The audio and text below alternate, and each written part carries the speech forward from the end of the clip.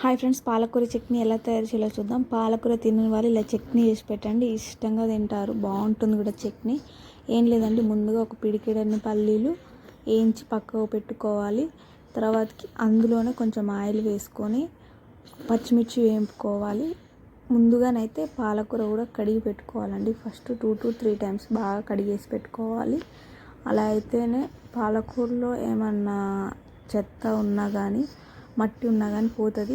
పచ్చిమిర్చి వేగాక పాలకూర కూడా ఇలా ఫ్రై చేసి పెట్టుకోవాలి. మొత్తం చల్లారాక మిక్సీ జార్ తీసుకొని పల్లీలు, పచ్చిమిర్చి, వెల్లుల్లి, జీలకర్ర, సాల్ట్ వేసుకొని మొత్తం మెత్తగా మిక్సీ పట్టుకోవాలి.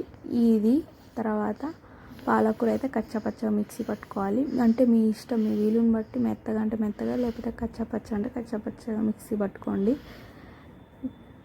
ఇది ఇడ్లీలో కూడా బాగుంటుంది. నేను ఇడ్లీలో కూడా తిన్నాను ఈ చట్నీ. సూపర్ ఉంటుందండి. అంటే పాలకూర పిల్లలు ఎక్కువ తినరు కదా, ఆకులు వచ్చి పాడేస్తారు కదా. మా వాడు తినడండి, అందుకే నేను ఇలా చేస్తాను. పోపు వేసుకుంటే అంతే, పాలకూర చట్నీ రెడీ. లైక్